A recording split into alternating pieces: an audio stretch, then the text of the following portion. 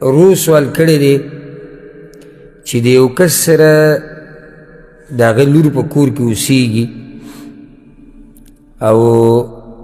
دا پلار راولګي دا لور ووایي او دومره یې ووایي چې د هغې بدن ته نقصان ورسوي او هغه بیا اسپتال ته پکې لاړی شي د هغې د مخ سزې وړاندې شي د هغې د لاسه یو د دې پلار دا کار څنګه دی دا وهل پلار له داسې جایز دی او که نه او دویم چې بیا ورته یو مولوي صاحب دا خبره کړې ده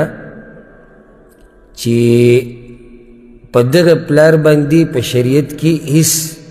یعنی ملامتیا نشته وجه یې دا ده چې حدیث کې راځي چې زوی او مال د هغه د دواړه د پلار دي او د الله نه بعد که دا جنۍ د هلک په دې دنیا کې دي نو دا د پلار د لاسه دي دغه شان د دې پلار په باره کې چاته شکایت کول دا مو ناروا دي نو دا جنۍ به صبر کوي د دې مولوي صاحب دا خبره صحیح ده که نه الجواب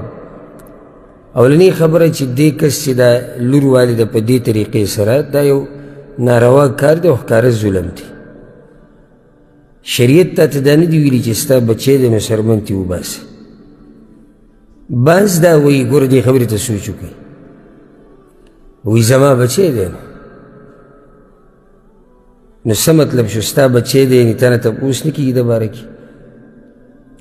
ستا بچی دی نو بس چې هر څه کوې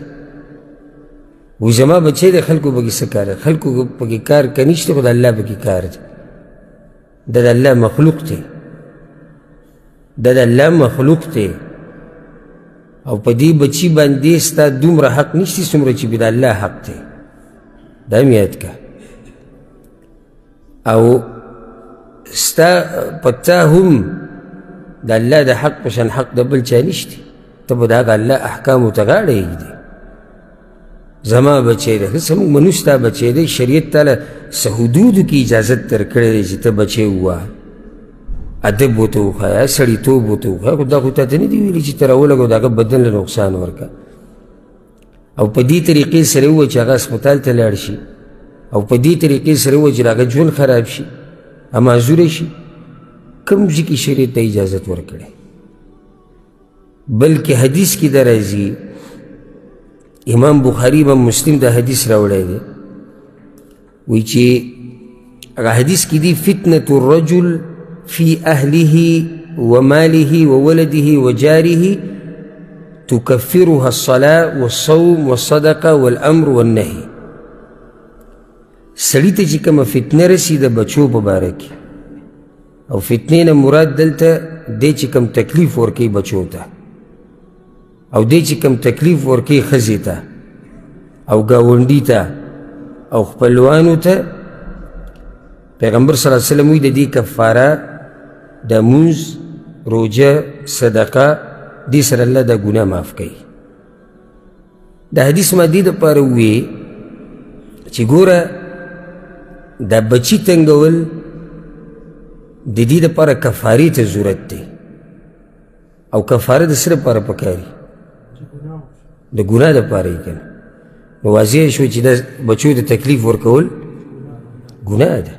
بله خبره ورسره م یاده که دا اله کفاره ده دا مونځ او روژه او صدقه کله چې دا ګناه وړی ځکه چې واړه ګناهونه په دې عباداتو سره صفا کېږي که چېرته غټه ګناه په کبایرو کې او دومره تکلیف وله ورکړي چې هغه کبیره ګناه ته رسي نو بیا خو دی رانیوی کېږي په دې باندې یو خو دا ګناه دې دپاره به توبه وباسي دویم اسلامي قانون دی رانیوی شي قاضي حاکم هغه د پلار رانیوی شي دې ته غوږ کولاو کوي بلکې دله سزا هم ورکولی شي دله سزا هم ورکولی شي چې ته څنګه رالګې او داسې ظلم او زیاتی کوې د بچو سره او سبحان الله چې دا کوم مولوي صاحب دی چې دې خور ته دا خبره کړې ده د سره ګوره په دې کم علم دی اصل اولنۍ خبره دی چې دا کوي چې پلار چې هر څه وکړي هېڅ خبره نه ده که چېرته دی هغه خبرې ته اشاره کوي لکه حدیث کې دا راځي پیغمبر صلی الله علیه وسلم وایي چې پلار د زوی په بدل کې د هغه نه قصاص نه اخیستی کېږي یعنې د هغه نه سر نه والی کېږي اگر که د حدیث په سند کې انتهایی کلام دی بعض علما دا حدیث ضعیف کوي وایي دا صحیح نه دی که بالفرض دا مسله صحیح وي نو دا صرف د قتل خبره ده که چېرته د پلار راولګي بچی قتل کړي نو د ده نه به قصاص نه اخیستی کېږي اگر که په دې کې هم دا دلیل دا کمزوری دی دا حدیث کمزوری دی دویمه دا خبره چې کړې ده چې حدیث کې دي چې ته او ستا مال دا د پلار دی د دې حدیث په سند کې هم اختلاف دی اولنۍ خبره خو بعض علما یې صحیح کوي او که بالفرض و تقدیر صحیح ورته ووایو نو بیا دا معنی خو نه دی چې چوکره واله سرمن ته وباسه مطلب دا دی چې ستا مال او ته د پلار یعنی ستا پلار بغیر ستا د اجازته د ځان دپاره دومره مال راغستی شي څومره چې ضرورت وي بیا هم ګورې خبره علماو په ضرورت پورې تړلې ده اوس زه مثال کې کور کې اوسېږم او زما مال پروت دی او زما پلار رالي زما هغه مال لګوي او عیش عشرت کوي او زما دا مال تباه کوي دا حدیث دې دپاره نه دی چې سوال به دا پلار راپسې وایي به چې وګوره حدیث کې دي چې ته او ستا د بچې ته او ستا دا مال تاسو دواړه د پلار یې دا حدیث دې دپاره خو نه دی حدیث دې د څه دپاره او دې بیاني د څه دپاره دا حدیث د دې وضاحت داسې دی چې پلار بغیر د بچي د اجازت نه مال د هغه راغستی شي دومره څومره چې هغه ته ضرورت وي دی که دی د بچي نه اجازت وانلي څه خبره نه ده خو هغې کې هم دا نشته چې هر څه چې دي مخې ته راځي حرام خو دغه حدیث کې کوم ځای کې دي چې ته او ستا مال ستا د پلار یې نو چې پلار هر څه کوي کولی شي دې کې هم دا نشته نو دا خبره هم کمزورې ده نو نه دی جایز حاصل د جواب دا دی چې پلار له نه دی جایز شرعا چې هغه خپل بچی په مخ باندې ووایي او داسې ووایي چې هغه له هډوکی مات کړي یا د هغه یو اندام خراب کړي یا هغه معذوره کړي په دیوالو سره او په دې سره ګناهګاریږي بلکې ما ته ورسره څه ووایي چې قاضي د وخت دله سزا هم ورکولی شي تعذیرا دته ګوره سزا هم میلاویدی شي او نه چې ورته چې څه دې زړه کې راځي هغه کوه او د پلار چې کله د پلار ظلم کوي د بچو سره نو دا بچي قاضي ته ویلی هم شي او شکایت هم کولی شي دا حق دی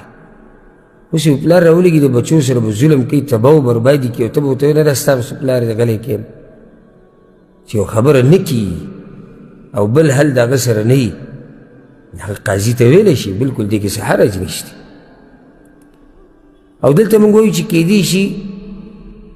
که دوی د عالم په دې خبره پوه شوي نه دا هم کیدی شي لکه د عالم مقصد به دا و چې زه خیر دی ستاسو پلار دی او معافي کوي او هېڅ خبره نه که په دې دغه یې ویلي نو بیا خو صحیح خبره یې کړې ده خو دوی پوه شوي نه دي نو نصیحت زمونږ هم دقه دی چې صبر پکار وي او مور پلار چې زیاتې وکړي نو د هغې نه مخ اړول پکار وي او د هغوی دپاره بخښنه غوښته پکار وي